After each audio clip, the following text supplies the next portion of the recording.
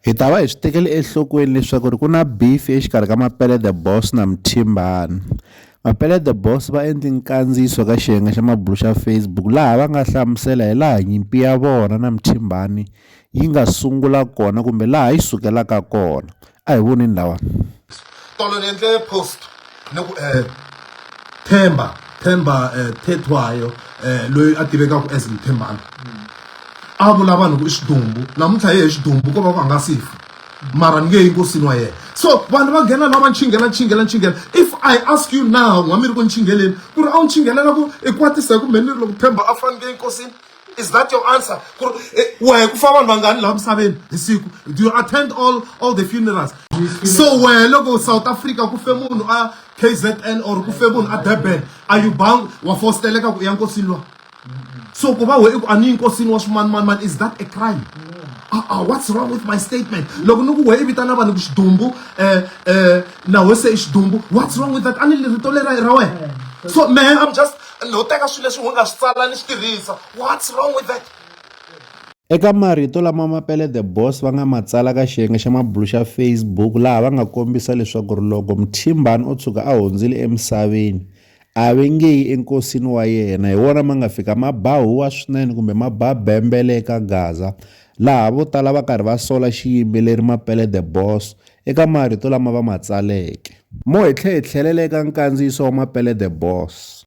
So tani mi byela ku hi fikise njhani ka situation leyi mina Themba mi ta kota ku swi twisisa ku ri Mapele a ko va munhu wa heartless.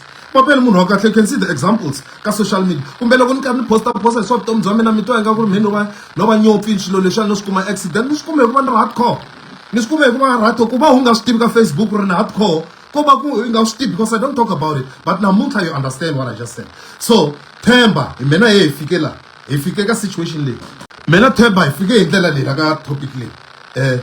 Themba in provoking after ni ta va ni tsale something ni vutisa ku ri Themba i approach it Illuminati which he wrote on Facebook for everyone to see. Look, that's the very same problem leyi ni yi kumaka na today. So Themba hi fike hi ndlela leyi after ta va endle swilo leswi a nga swi endla na manager ra yena Philani hi vulavurini kwala ka life yin'wana ya mina hi phahlelana mariyela, but then he went on, continued every day. It was Mapele.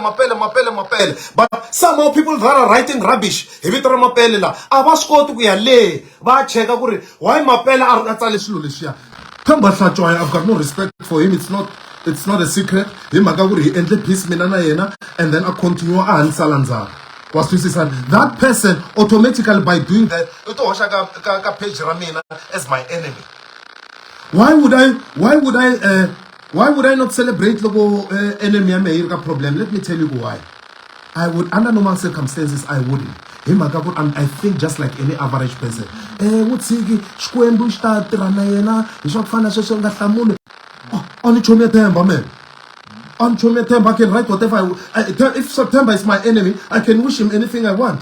Because I'm not programmed by kokwa me.